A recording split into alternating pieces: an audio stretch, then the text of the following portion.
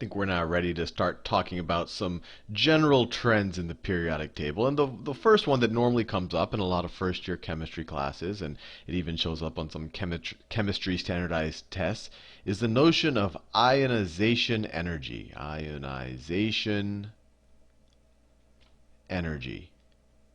And what this is essentially the energy required to remove an electron from the state, the neutral version of that atom. So let's say it's the energy to remove an electron.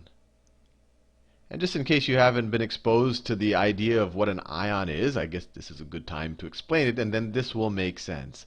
So an ion is essentially any atom or molecule, and we'll talk about molecules. Molecules are just combinations or groups of atoms that are all bonded together in some way, and we'll talk about bonding in a few videos from now. But it's an atom or a molecule in which the protons don't equal the electrons. And if the protons don't equal the electrons, then you have some charge. If you have more protons than electrons, you have a positive charge, right? So let's say if you have hydrogen, normally it's neutral, right? It has no charge. But let's say you were to remove an electron from it. So now you have hydrogen plus an electron. Hydrogen only has one electron outside, so now it just has a proton on the inside, no electrons on the outside, so now it has a +1 charge. Right? We could write a -1 there. And now what we have done in this, I guess we could say this procedure or this reaction, is we've ionized hydrogen, we've removed an electron. And in this case, this type of ion that hydrogen is, where your protons are greater than your electrons, and this is just a nice word to know, this is called a cation. A cation is an ion with a positive charge. Now you just as easily could have a situation where you have a, let's say, I don't know, let me take an element. Let's say we start with chlorine. Cl, right? In a stable form, it has 7 valence electrons. And why don't we add an electron to it?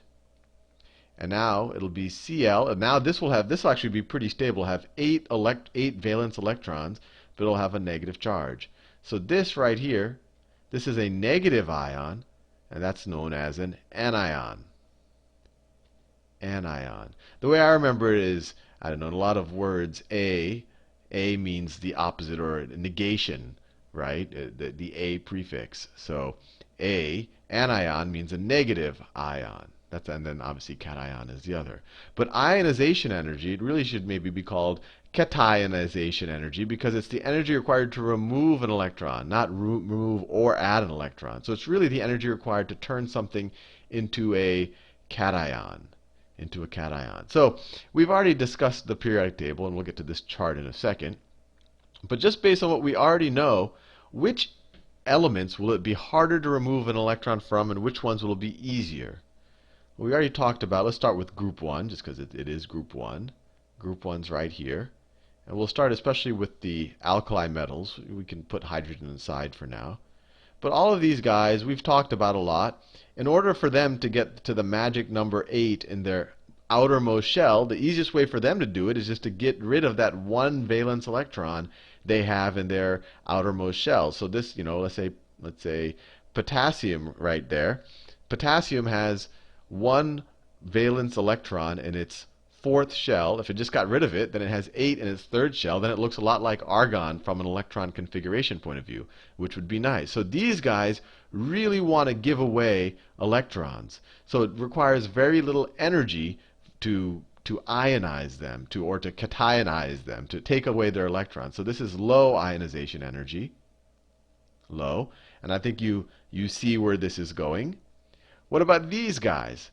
Well, what about neon? How hard is it to remove an electron from neon?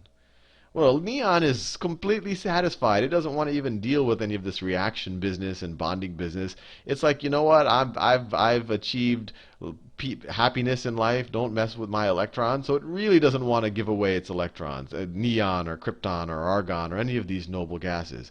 So to remove an electron from one of these guys requires a lot of energy. So this is a high ionization energy. So in general, as you go from left to right across the periodic table, it goes from low to high. And some people, they memorize this, but you really don't have to memorize it. You just say, look, these guys have one extra electron that they're always trying to get rid of. These guys has two, so it requires ideally they'd want to get rid of maybe both of their electrons, but the first electron doesn't want to jump off as much as the first electron here, because the first electron here, you get rid of it, you immediately get to the super stable state. And that trend just becomes more and more true. This guy definitely, under no circumstances, wants to give away electron. This guy's so close to being like neon that he definitely doesn't want to go a step backwards and look more like oxygen. So he doesn't want to get rid of an electron. So the trend is pretty clear. Anytime you're confused about the trends, just look at the extreme cases. This guy wants to give away electrons. This guy wants to get electrons. So if you say, what's the energy required to take it away electron? Well, this guy's almost going to give it to you. While this guy is going to be very hard, especially neon, to take away an electron. Now what happens as you go down? As you go down in this direction, let's say you go along a group, right? We already established that these alkali metals, they'd like to give away electrons. But as you go down, the electron cloud gets bigger and bigger. And you could say this 55th electron, there's 55th protons. There's also, in a neutral cesium atom, there's also 55 electrons. That 55th electron is a lot further away from the nucleus of this atom than the third electron is in the case of lithium. So the 55th electron, not only does it want to be given away, but it has even a weaker attraction to the nucleus than the third electron does have in lithium. So because you're getting larger and larger as you go down a group, and the electrons are getting further and further away from the nucleus, this guy wants to give away his electrons even more than lithium does, right? So ionization energy decreases as you go down. Even though xenon really wants to keep his electrons, he's a little bit more willing to give them away than neon is, right? So in general, this is activate the ionization energy, or the energy required to ionize an atom. It will increase as you go up.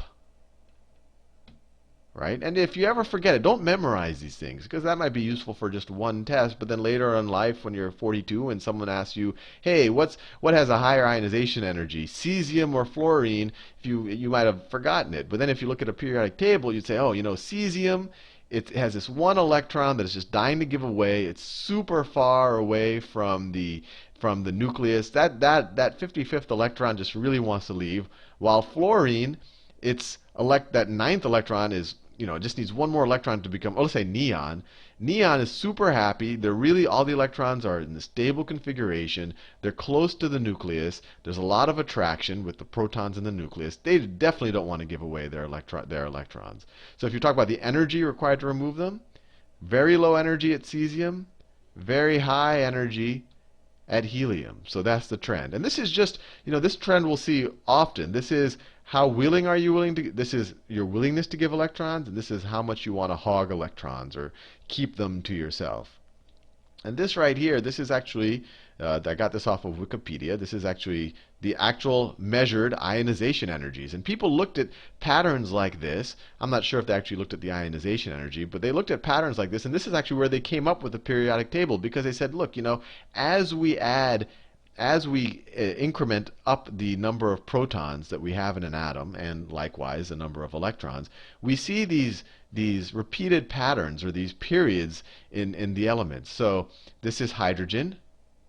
So hydrogen's ionization energy is around 13.5 electron volts, right? Which is a unit of energy. It can be converted into joules if you like.